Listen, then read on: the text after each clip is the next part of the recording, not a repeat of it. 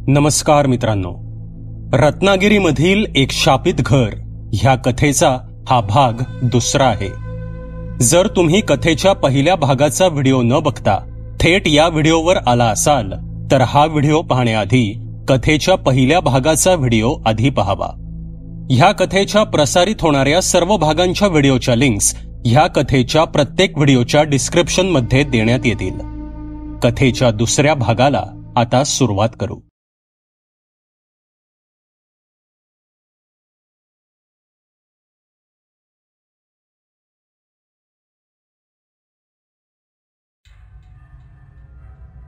मित्रांनो, पहिल्या भागात आपण पाहिलं की कोकणातील सावंत नावाचं एक कुटुंब आपल्या नव्या घरात राहायला आल्यापासून त्यांना खूप भयंकर अनुभव यायला लागतात. त्यांच्याबरोबर चित्रविचित्र घटना घडू लागतात आणि घडणाऱ्या ह्या सर्व भयंकर घटनांनी ते कुटुंब खचून जातं. ते कुटुंब पूर्णतः घाबरून जातं. आता पुढे. एक दिवस सकाळी सुनीता टीव्ही समोर बसली होती. टीव्हीवर एक कार्यक्रम लागला होता, पण तिचं टीव्हीकडे लक्ष नव्हतं. आपल्या कुटुंबासोबत हे भयंकर विचित्र काय घडतंय हाच विचार ती करत होती. पण अचानक तिच्या कानावर काही शब्द पडले. नकारात्मक शक्ती, नकारात्मक ऊर्जा, भयंकर प्रेतात्मे, शापित घरे असे काहीसे ते शब्द होते. तसं तिनं पटकन टीव्हीकडे पाहिलं. टीव्हीवर जो कार्यक्रम सुरू होता तो ह्याच बाबतीत होता. कोणी दोन तज्ज्ञ, एक पुरुष आणि एक बाई स्टेजवर उभे राहून ह्याबद्दल बोलत होते. त्यांच्यासमोर खूप सारी लोक बसली होती आणि ती त्यांचं संभाषण ऐकत होती. सुनीताने नीट बघितलं असता तिला समजलं की हा कार्यक्रम त्यांच्याच शहरात सुरू होता. तसे सुनीताच्या मनात एक विचार चमकून गेला आणि क्षणाचाही विलंब न करता सुनीताने गाडी काढली आणि ती त्या कार्यक्रमाच्या ठिकाणी पोचली. तिने त्या दोन तज्ज्ञांचं व्याख्यान ऐकलं. काहीच वेळात तो कार्यक्रम संपला आणि ते दोन तज्ज्ञ त्यांच्या गाडीकडे जायला निघाले. सुनीता त्यांच्यावर लक्ष ठेवूनच होती. ती त्या दोघांच्या दिशेने धावली आणि त्यांना गाठलं. नमस्कार, मी सुनीता सावंत, ह्याच शहरात राहते. मला जरा तुमच्याशी खूप महत्वाचं बोलायचंय, सुनीता म्हणाली. नमस्कार, मी महेश्वर आणि ही माझी पत्नी नारायणी. बोला, आम्ही आपली काय मदत करू शकतो? तसे सुनीताने त्यांना ते नवीन घरात राहायला गेल्यापासून ते आत्तापर्यंत त्यांच्या बरोबर जे काही भयंकर प्रसंग घडले, जे काही भयंकर अनुभव त्यांना आले ते सर्व सांगितले. माझ्या कुटुंबाचा जीव धोक्यात आहे. कधीही काहीही होऊ शकतं. कृपा करून आमची मदत करा, सुनीता त्यांना विनवणीच्या स्वरात म्हणाली. ठीक आहे, आम्ही येतो तुमच्या घरी. चला, महेश्वर म्हणाले आणि ते त्यांच्या गाडीतून आणि सुनीता तिच्या गाडीतून तिच्या घरी जायला निघाले. सुनीताच्या मागेच त्यांची गाडी होती. काहीच वेळात ते सावंत कुटुंबांच्या त्या फार्म हाऊसवर पोचले. घरी पोचता सुनीताने त्यांची ओळख त्यांच्या मुलींशी आणि रघुनाथशी करून दिली. पण त्या घरात प्रवेश करताच नारायणी ते घर आणि त्या मुलींना निरखून बघू लागली. मला अजून एक गोष्ट तुम्हाला सांगायची आहे. काही दिवसांपासून घरात एक खूप घाण वास येतो, जसं की काहीतरी मरून पडलंय. आम्ही सर्व घराचा प्रत्येक काना कोपरा तपासला, साफ केला, पण तो वास जातच नाहीये, सुनीता म्हणाली. घाण वास सुद्धा येतो? याचा अर्थ कदाचित इथे नकारात्मक सैतानी शक्तीचा वावर असण्याची शक्यता आहे, महेश्वर म्हणाले. ते ऐकून घरातील सर्वजण हादरलेच. ते दोघं घरात इकडे तिकडे नजर फिरवत होते आणि महेश्वर ह्यांना तिथेच एक दरवाजा दिसला, जो दोरी बांधून बंद केला गेला होता. त्या दरवाजाला कडी नाहीये, म्हणून तो दरवाजा मुद्दाम दोरी बांधून बंद ठेवलाय. इथे खूप वारं सुटतं, त्यामुळे तो दरवाजा आपटत राहतो, रघुनाथ म्हणाला. मला सांगा, हा दरवाजा 3-3च्या सेटमध्ये वाजतो, जसं की कोणीतरी दरवाजा वाजवतंय, महेश्वरने विचारलं. हो, बरोबर, रघुनाथ म्हणाला. आणि हे फक्त रात्री होतं? सकाळ होताच तो वाजायचा थांबतो, महेश्वरने विचारलं. हो हो, अगदी बरोबर, रघुनाथ म्हणाला. तसे महेश्वर यांनी नारायणीकडे नजर टाकली आणि नारायणी जे काही आहे ते समजून गेली. आता ते जिना चढून घराच्या वरच्या मजल्यावर जायला निघाले. महेश्वर, सुनीताने तुम्हाला सर्व काही सांगितलंच असेल. आम्ही इथे राहायला आल्यापासून इथे खूप काही विचित्र गोष्टी घडतायत. इथे बऱ्याच वेळा पक्षी सुद्धा मरून पडलेले दिसतात, रघुनाथ म्हणाला. हो, आणि घरातील घड्याळं नवीन सेल टाकून सुद्धा बरोबर 1 वाजता बंद पडतात, सुनीता म्हणाली. घरातील सर्व घड्याळं अशीच बंद पडतात? नारायणीने विचारलं. हो, सगळी घड्याळं अशीच बंद पडतात, सुनीता म्हणाली. जिना चढून ते आता वर आले. तसे नारायणीला सावंत कुटुंबांची एक तुटलेली फोटो फ्रेम दिसली. ती वरील एका छोट्या टेबलावर ठेवली होती. त्याच्या काचा फुटल्या होत्या. हातात घेऊन ती तो फोटो पाहू लागली. हा आमच्या कुटुंबाचा फोटो आहे. आम्ही हा जिन्यातील भिंतींवर लावला होता, पण माहीत नाही कशा आणि कोण या भिंतीवरील फोटो फ्रेम खाली पाडतं, सुनीता म्हणाली. आता ते वरील एका खोलीत गेले. ती रियाची खोली होती आणि तिथे तेच लाकडी कपाट होतं ज्यावर रिया आणि अनिताला ती भयंकर बाई दिसली होती. त्यांनी ते कपाट महेश्वर आणि नारायणीला दाखवलं. आम्ही आल्यापासून हे कपाट इथेच आहे. आम्ही फक्त आमचे कपडे ह्या कपाटात ठेवले आहेत. बाकी आम्ही हे कपाट इथून हलवलं सुद्धा नाहीये, सुनीता म्हणाली. बरंच जुनं कपाट दिसतंय, महेश्वर म्हणाले. हो, असं बरंच काही जुनं सामान खाली तळघरात सुद्धा आहे, सुनीता म्हणाली. ठीक आहे, आम्हाला तळघर दाखवा, नारायणी म्हणाली. तसे ते सर्व खाली आले आणि रघुनाथनी तळघराचा दरवाजा उघडला.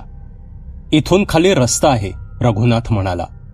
ठीक आहे, तुम्ही इथेच थांबा, आम्ही बघून येतो, नारायणी म्हणाली आणि महेश्वर आणि नारायणी दोघे तो जिना उतरून तळघरात पोचले. तळघरात पोचताच नारायणीने डोळे बंद केले.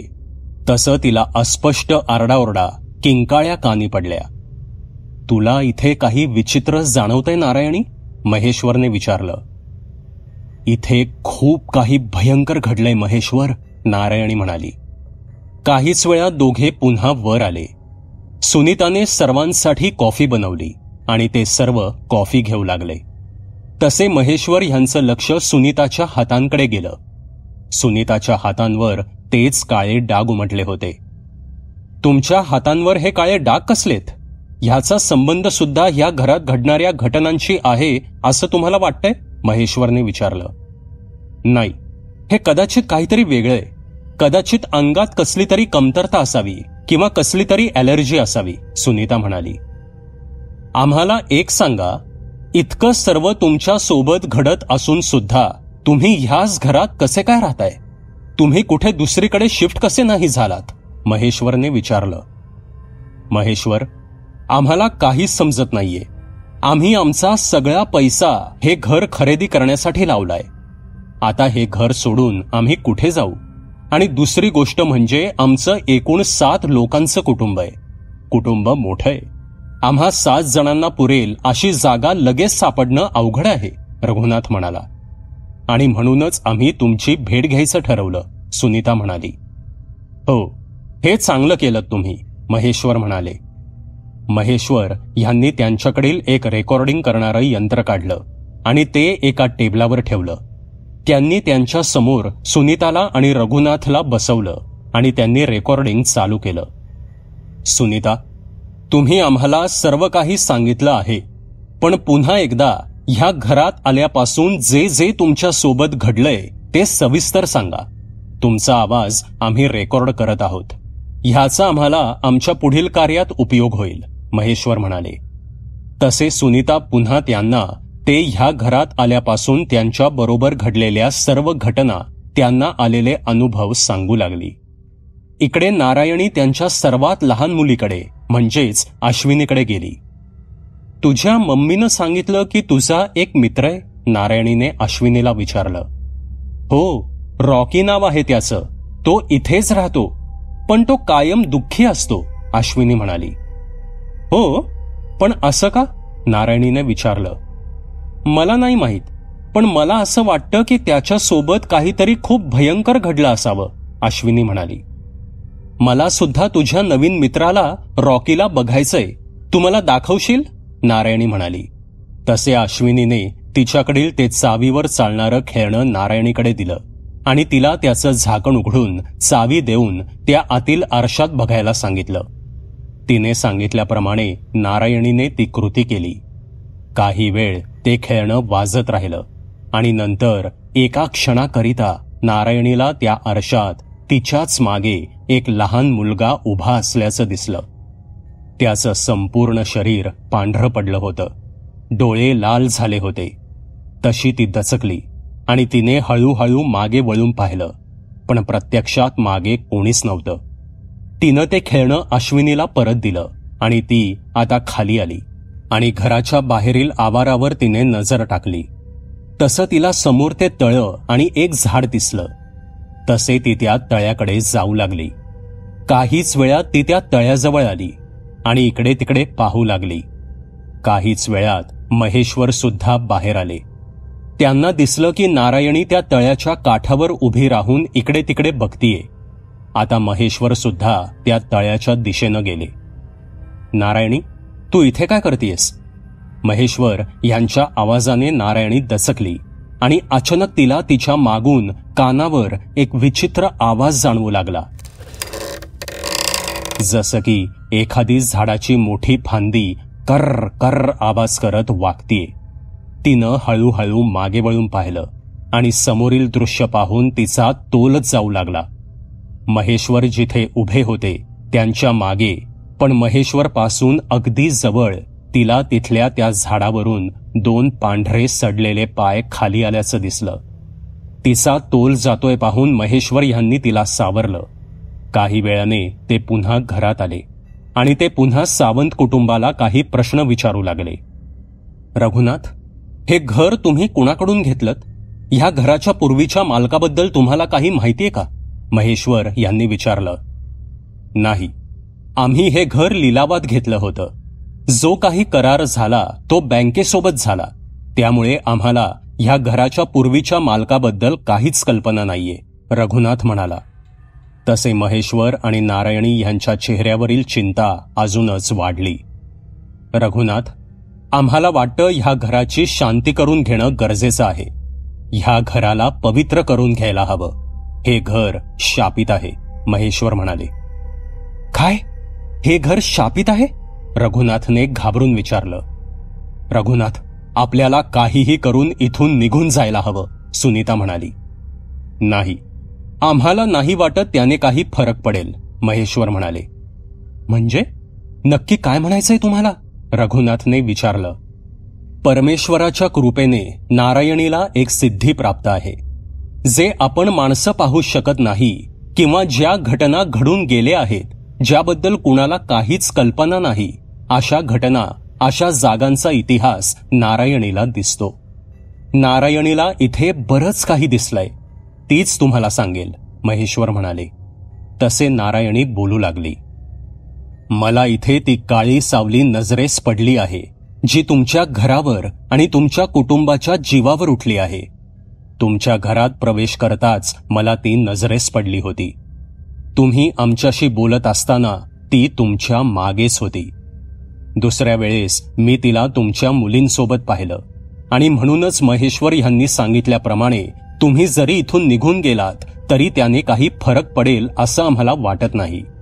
ती भयंकर सावली आता तुमच्या कुटुंबासोबत जोडली गेली आहे आणि तुमच्या संपूर्ण कुटुंबाच्या जीवावरती उठली आहे. खरं सांगायचं झालं तर इथे ह्या जागेत खूप सारे आत्मे भटकतायत, पण त्यातील एक आत्मा खूप भयंकर आहे. त्या आत्म्याच्या मनात खूप राग आहे. हे ऐकून सुनीता आणि रघुनाथच्या पायाखालील जमीनच सरकली. मग आता आम्हाला काय करावं लागेल? कोणा मांत्रिकाला किंवा पुजाऱ्यांना बोलवावं लागेल? रघुनाथने विचारलं. हे वाटतं तितकं सोपं काम नाहीये. ह्या आत्म्यांना इथून घालवण्यासाठी किंवा त्यांचा सामना करण्यासाठी खूप कठोर तपश्चर्येची गरज असते. खूप परिश्रम घ्यावे लागतात. त्यांचा इतिहास जाणून घ्यावा लागतो. इथे घडलेल्या घटनांच्या मुळापर्यंत जावं लागतं आणि इतकं करून सुद्धा कधी कधी परिस्थिती बदलत नाही, तशीच राहते. आपण जे काही विधी इथे करणार आहोत त्याआधी आपल्याला ह्या घराचा इतिहास जाणून घेणं गरजेचं आहे. इथे नक्की काय भयंकर घडलं आहे हे आपल्याला जाणून घ्यावं लागेल आणि त्याप्रमाणे आपल्याला आपले विधी ठरवावे लागतील. बघू, आम्ही काहीतरी मार्ग काढण्याचा प्रयत्न करतो. आता आम्ही येतो. आमचं जास्त वेळ इथे थांबणं चांगलं नाही, महेश्वर म्हणाले. का? रघुनाथने विचारलं. कारण इथे जे आत्मे आहेत, खास करून तो आत्मा जो खूप भयंकर आहे, ज्याच्या मनात खूप राग भरलाय, त्याचे आम्ही शत्रू आहोत. पण अजूनपर्यंत तरी त्यानं त्याचं शक्ती प्रदर्शन केलेलं नाही, ही त्यातल्या त्यात एक सकारात्मक गोष्ट आहे, महेश्वर म्हणाले. आणि सावंत कुटुंबाचा निरोप घेऊन आणि पुन्हा लवकरच भेटण्याचं आश्वासन देऊन महेश्वर आणि नारायणी त्यांच्या घरी निघून गेले. घरी जाताच त्यांनी त्यांच्या कामाला सुरुवात केली.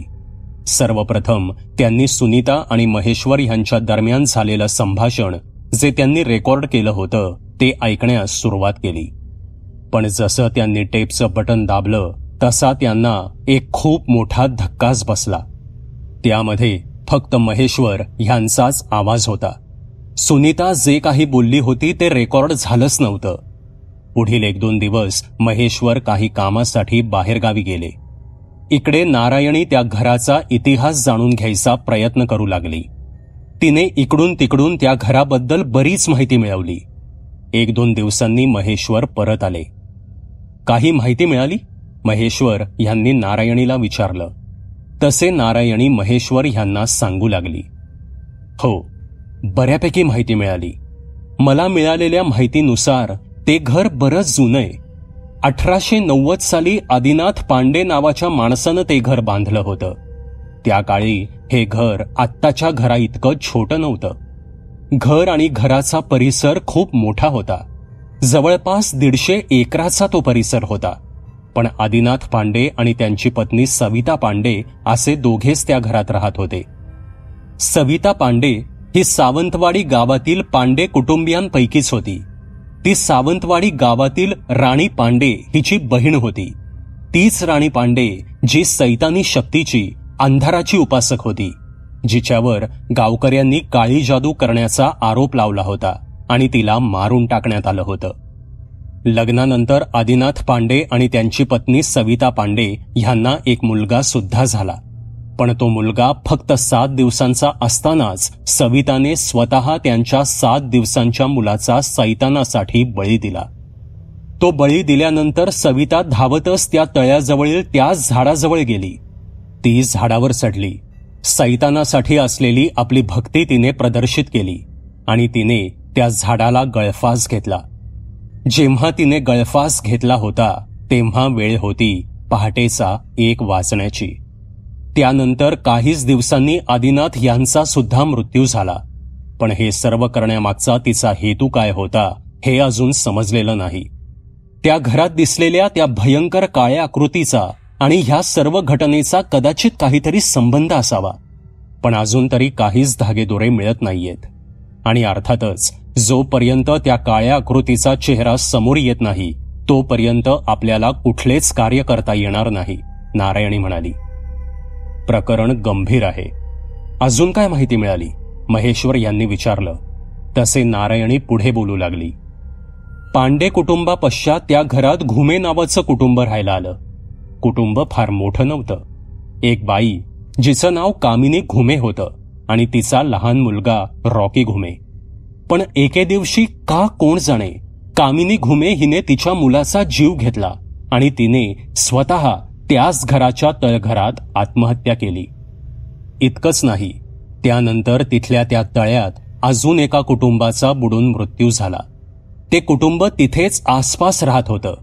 त्यांच्या शेजारी अजून एक घर होतं आणि तिथल्या संपूर्ण कुटुंबाचा सुद्धा गूढरित्या मृत्यू झाला होता.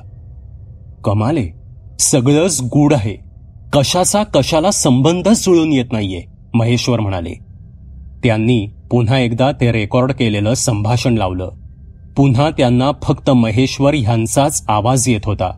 पण आता त्या ध्वनिफितीमध्ये बदल झाला होता. जिथे जिथे सुनीता बोलली होती त्या जागी खूप भयंकर आघोरी आवाज आणि किंकाळ्या त्यांना ऐकू आल्या. आणि त्या जशा ऐकू आल्या तसे त्यांच्याकडील घड्याळ सुद्धा 1 वाजून गेल्यावर बंद पडलं.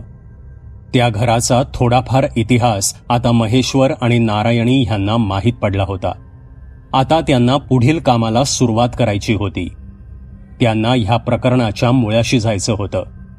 काहीच दिवसात महेश्वर आणि नारायणी पुन्हा सावंत कुटुंबाच्या घरी पोचले. त्यांच्यासोबत अजय आणि विजय नावाचे अजून 2 सहकारी होते. ते खूप सारं सामान घेऊन आले होते आणि त्यांनी आपल्या कामाला सुरुवात केली. त्यांनी खूप सारे स्वयंचलित कॅमेरे आणले होते.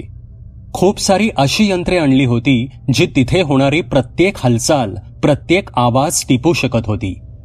त्यांनी त्या घरातील प्रत्येक खोलीत ते स्वयंचलित कॅमेरे लावले. त्याचबरोबर रेकॉर्डिंग मशीन्स लावली.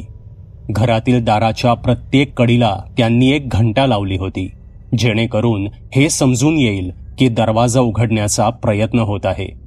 दरवाजा हलताच ती घंटा वाजणार होती. त्यामुळे त्यांना दरवाजाजवळील हालचाल समजून येणार होती. त्यांनी बाहेर, त्या तळ्याच्या आसपास आणि त्या झाडाच्या आसपास सुद्धा कॅमेरे आणि रेकॉर्डिंग यंत्रे लावली. त्यांनी खालची एक खोली निवडली. तिथे त्यांनी त्यांचा सेटअप केला. त्या सर्व रेकॉर्डिंग यंत्रणेचं एकत्रित कनेक्शन त्यांनी त्या खोलीत घेतलं, जेणेकरून हेडफोन लावून ते प्रत्येक भागात होणारी हालचाल, आवाज ऐकू शकत होते. त्यांनी काढलेली सर्व माहिती त्यांनी सावंत कुटुंबियांना सांगितली. ते सर्व ऐकून सावंत कुटुंबाला खूप मोठा मानसिक धक्काच बसला. पण एक आई स्वतःच्या मुलाला कशी काय मारू शकते? सुनीताने नारायणीला विचारलं. मला असं वाटतं सविता त्या मुलाला स्वतःचा मुलगा समजतच नव्हती. ती हे मानत होती की त्या मुलाचा जन्म फक्त बळी देऊन सैतानाला खुश करण्यासाठीच झाला आहे. असं केल्याने सैतान जास्त खुश होतो असं हडळी मानतात, नारायणी म्हणाली. पण मग पांडे कुटुंबाच्या पश्चात इथे राहणाऱ्या नलिनी घुमे हिने आपल्या मुलाला का मारलं असावं? सुनीताने विचारलं. ते एक गूढच आहे. त्याचं उत्तर अजून तरी आम्हाला माहीत नाही, नारायणी म्हणाली. इकडे महेश्वर आणि त्यांच्या बरोबरील लोकांनी संपूर्ण घरात देवाचे फोटो, काही रुद्राक्षाच्या माळा वगैरे लावल्या. त्यांच्याकडे बाटलीत शक्तिशाली मंतरलेलं पवित्र पाणी सुद्धा होतं. हे सर्व केल्याने काय होईल? रघुनाथने विचारलं. असं केल्याने त्या काळ्या शक्तीला राग येईल आणि ती तिचं अस्तित्व दाखवून देण्याचा प्रयत्न करेल. ती आपल्याशी संवाद साधण्याचा प्रयत्न करेल, महेश्वर म्हणाले. ते बोलत असतानाच तळघराचा दरवाजा उघडण्याचा आवाज आला. तसंच सर्वांचं लक्ष तिकडे गेलं आणि तळघराच्या दरवाजासमोर ठेवलेल्या कॅमेऱ्याचा फ्लॅश चमकला. जणू त्या दरवाज्यात कोणीतरी येऊन गेलं होतं. महेश्वर आणि नारायणी त्या दरवाजाजवळ आले आणि ते जिना उतरून तळघराच्या दिशेने जाऊ लागले. ते तळघरात आले. आम्ही इथे आलो आहोत. तुम्हाला आमच्याशी काही संवाद साधायचा असेल, आम्हाला काही सांगायचं असेल तर त्यासाठी आम्ही तयार आहोत. आपलं अस्तित्व दाखवून द्या, महेश्वर म्हणाले. काही वेळ गेला पण तिथे काहीच घडलं नाही. नारायणी, तुला काही जाणवतं इथे? महेश्वर यांनी विचारलं. नाही, काहीच नाही. कदाचित तो आत्मा आत्ता इथे नाहीये, नारायणी म्हणाली. थोडा वेळ वाट पाहून ते दोघे पुन्हा वरती आले आणि ते तळघराचं दार लावणार इतक्यात आपोआप तो दरवाजा वेगाने बंद झाला. ते पाहून सगळेच दचकले. त्यानंतर त्यांनी खूप वाट पाहिली पण काहीच घडलं नाही. आता दिवस मावळून रात्र झाली होती.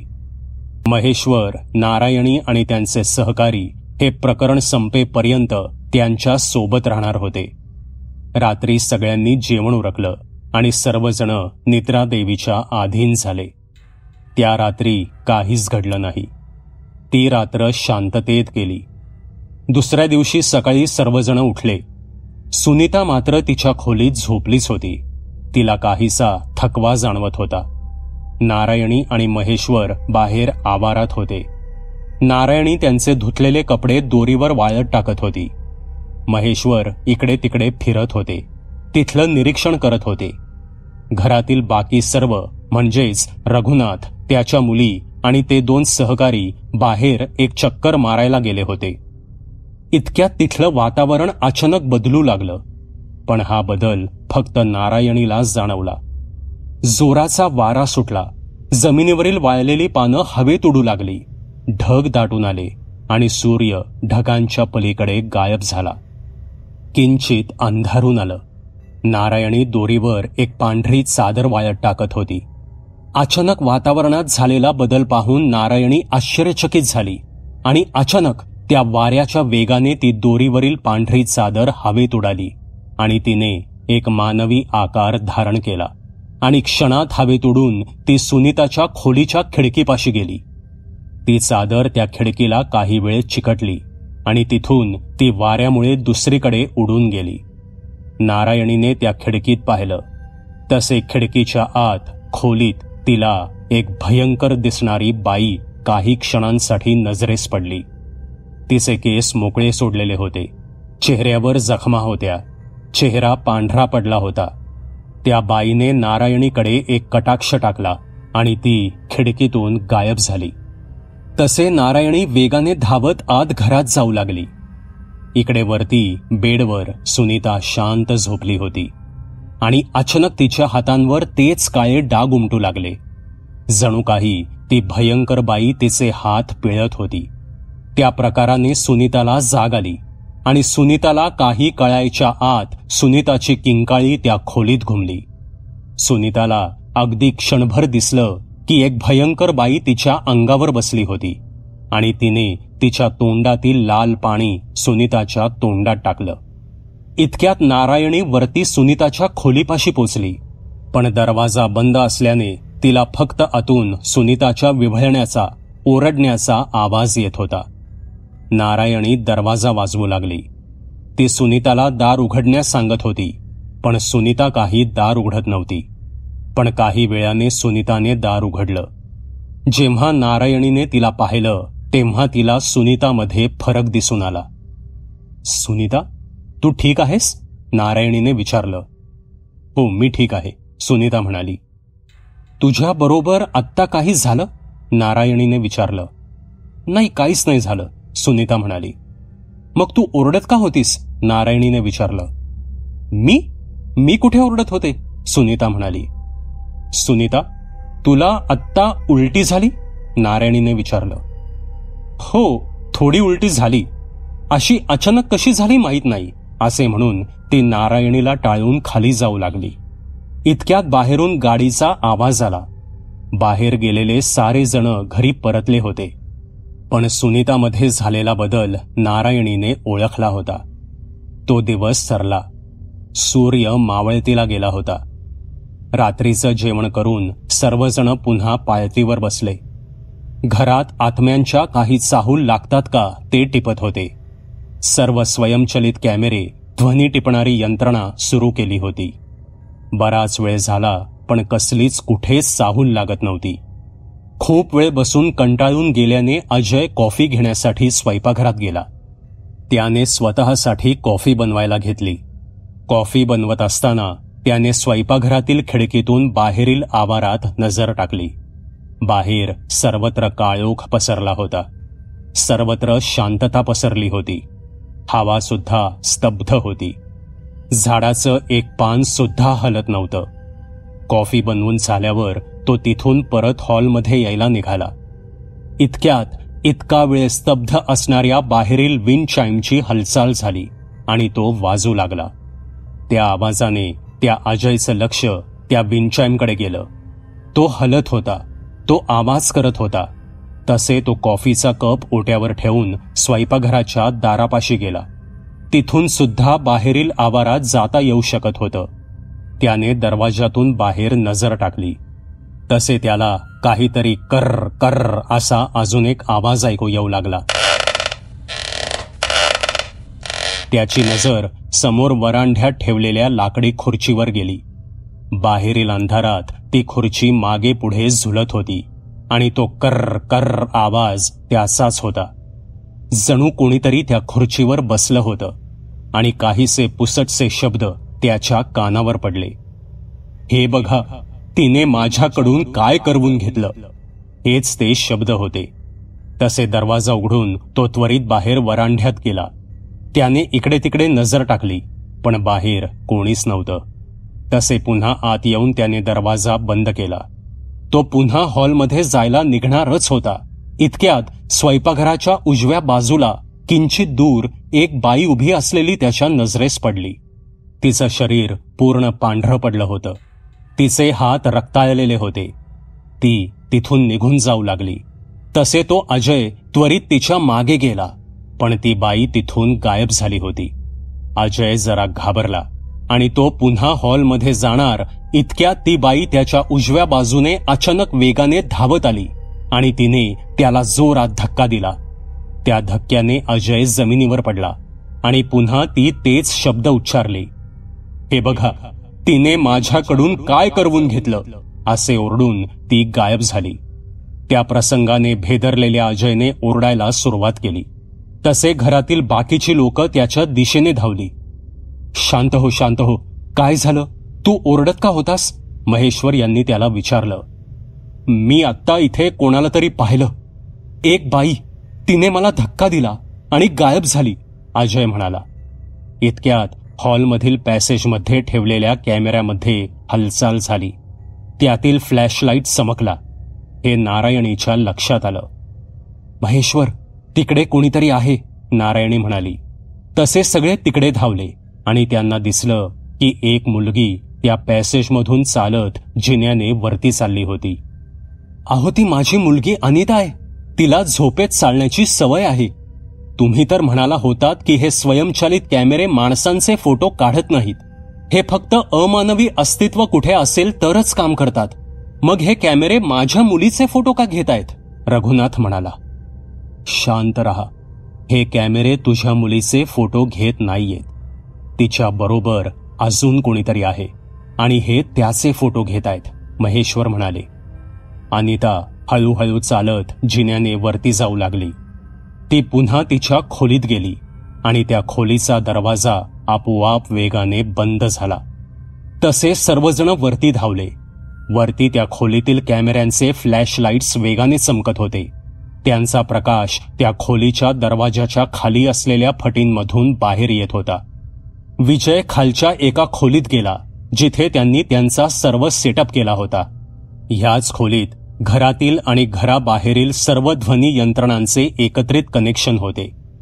इथे बसून ते घरातील प्रत्येक खोलीतील आणि घराबाहेरील आवाज हेडफोन लावून ऐकायचे. त्याने हेडफोन कानात घातला आणि तो त्या वरील खोलीतील आवाज ऐकू लागला. तसे त्याला कळून चुकलं की अनिताच्या व्यतिरिक्त तिथे अजून काहीतरी अमानवी होतं आणि त्याचा आवाज खाली हेडफोनमध्ये त्याला ऐकू येत होता. "त्या खोलीत अनिताबरोबर अजून कोणीतरी आहे," विजयने ओरडून सांगितलं. तसे नारायणी खाली धावली आणि त्या खोलीत आली. तिने हेडफोन घातला आणि ती त्या खोलीतील आवाज ऐकू लागली. "मी इथे आहे. इकडे ये. ही जागा सुरक्षित आहे. माझ्या मागे ये. ह्या दिशेला ये. मी कायम इथेच लपून बसलेला असतो." हे शब्द नारायणीच्या कानावर पडले. तो आवाज एका मुलाचा होता. इकडे वरती खूप प्रयत्न करून ती लोक दरवाजा उघडण्यात यशस्वी झाली. त्यांनी त्या खोलीत प्रवेश केला, पण त्या खोलीत अनिता कुठेच दिसत नव्हती. रघुनाथने सर्व खोलीतील कपाटं तपासली. खोलीचा काना कोपरा तपासला, पण अनिता त्या खोलीत नव्हती. जणू ती त्या बंद खोलीतून गायब झाली होती. सबस्क्राईब करा एटी स्टोरी टेलर चॅनलला आणि बेल आयकन दाबून ऑलवर क्लिक करा आमचे व्हिडिओज सगळ्यात आधी बघण्यासाठी.